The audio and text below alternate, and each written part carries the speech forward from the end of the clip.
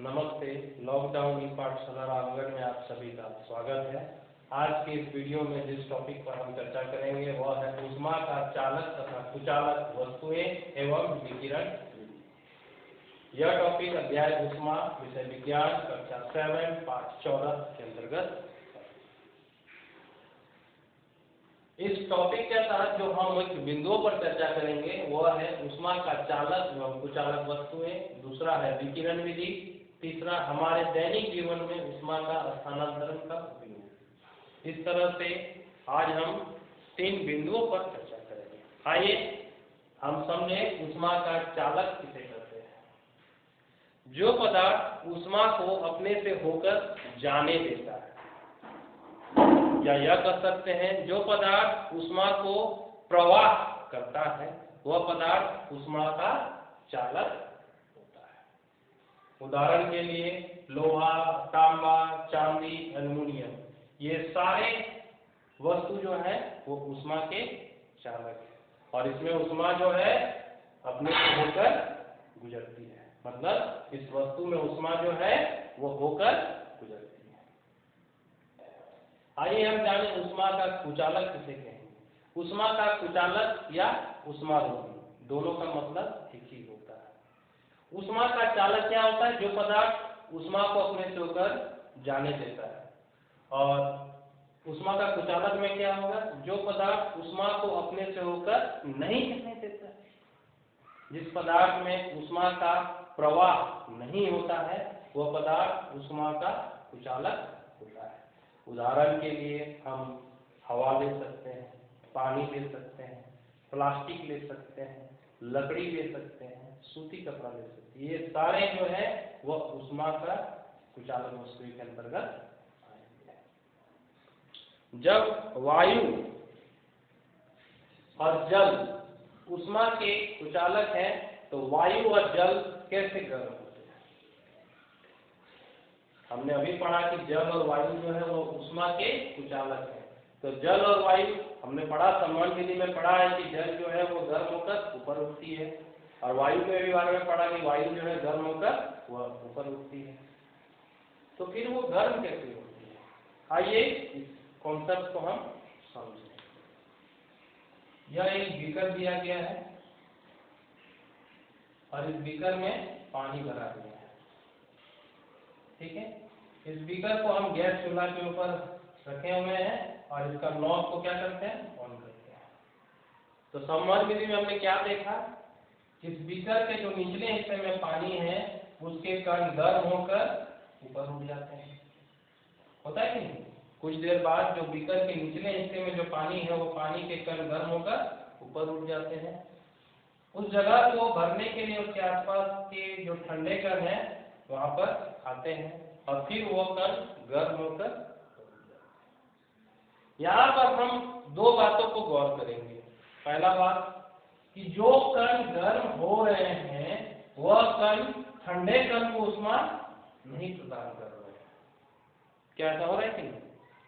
जो कण गर्म हो रहे हैं वह ठंडे कण को ऊष्मा प्रदान नहीं कर रहा है। और दूसरा यह बात है कि जो भी ठंडे कण हैं वह गर्म कण के क्षेत्र में आ रहे हैं और ऊष्मा लेकर बच रहे हैं। इसका मतलब इसमें यह बात हुआ, इसमें जितने भी ठंडे कण हैं वह गर्म क्षेत्र में आकर उसके कण गर्म होकर ऊपर उठेंगे और इसी माध्यम से यह पूरा जितने भी ठंडे कण हैं वो गर्म हो रहे हैं। और दूसरा यह भी हमें देख रहा है कि जो गर्म कण है वो ठंडे कण को ऊष्मा प्रदान भी नहीं कर रहा है। इसलिए इसे हम ऊष्मा का कुचालक कहते हैं।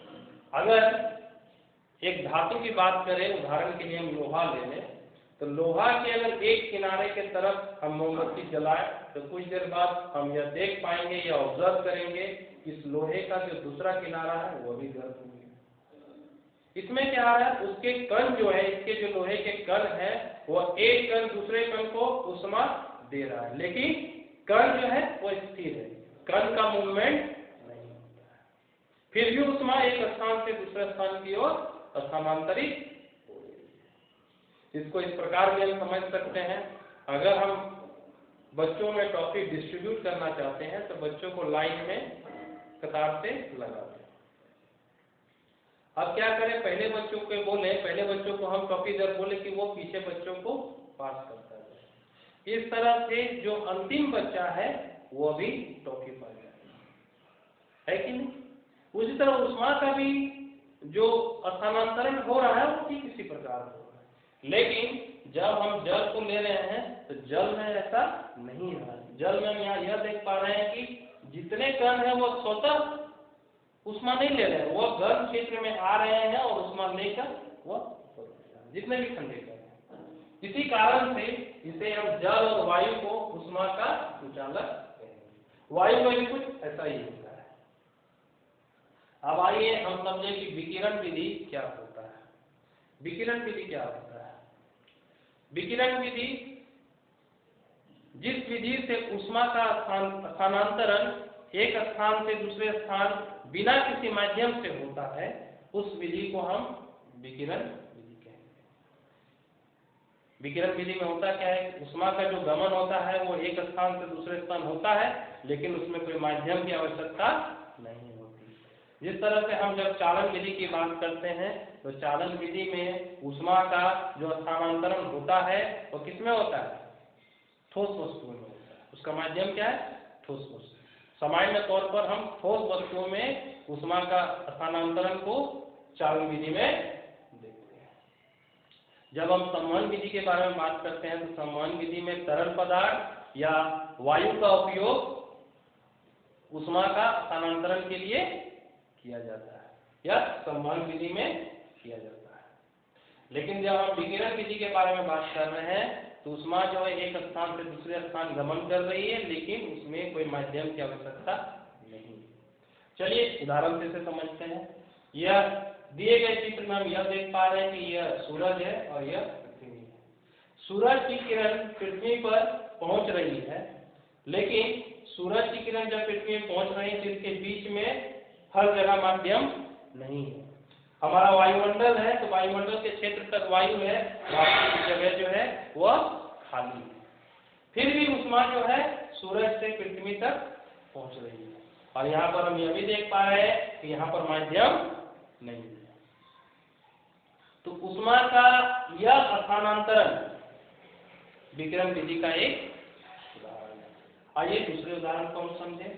यह जलती आग है और जलती आग के पास जब हम अपने हाथ को रखते हैं या शरीर को सेकते हैं तो हमें गर्म महसूस होती है।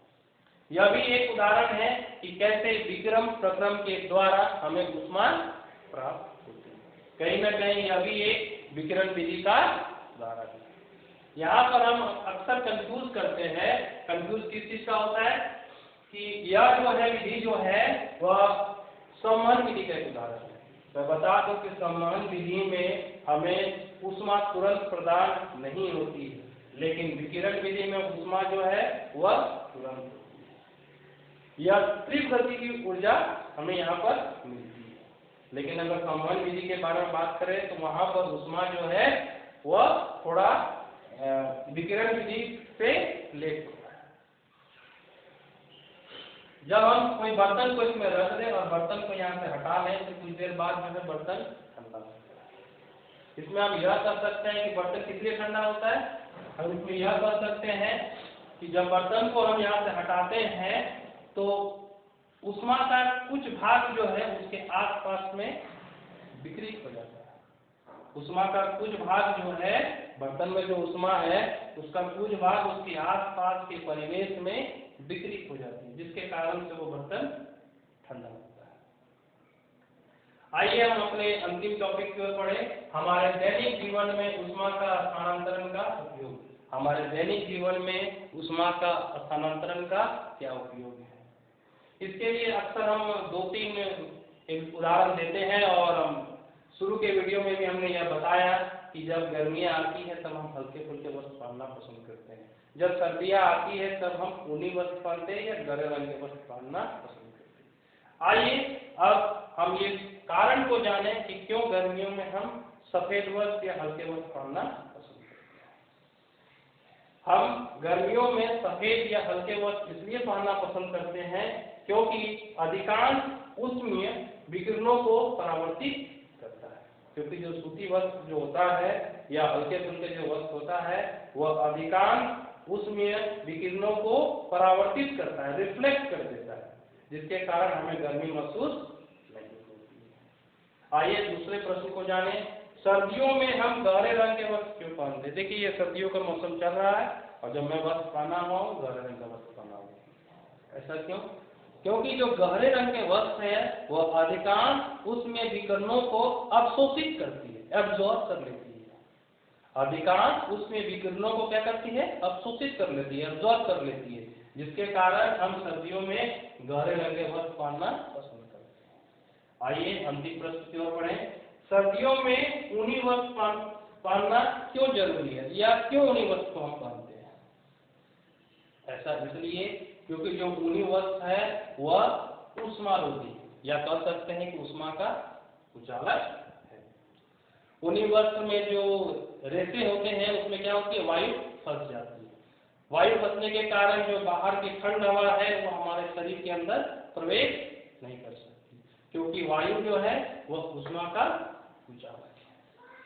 और कारण यह भी है कि जो हमारे शरीर की जो ऊर्जा है वह बाहर जो है वह वितरित नहीं हो पाती है। क्यों नहीं हो पाती है? क्योंकि वायु जो है हमारे शरीर की ऊर्जा को या शरीर की ऊष्मा को बाहर वितरित होने से रोकता है। इस कारण से जो है सर्दियों में हम ऊनी वस्त्र पहनते हैं। इस तरह से आज के इस वीडियो पार्ट 5 में जो हमने मुख्य बिंदुओं पर चर्चा किया वह है ऊष्मा का चालक एवं कुचालक वस्तुएं, दूसरा है विकिरण विधि, तीसरा हमारे दैनिक जीवन में ऊष्मा का स्थानांतरण का उपयोग। अगले वीडियो में हम ऊष्मा अध्याय का प्रश्न उत्तर लेके आपके पास मौजूद होंगे। तब तक के लिए धन्यवाद।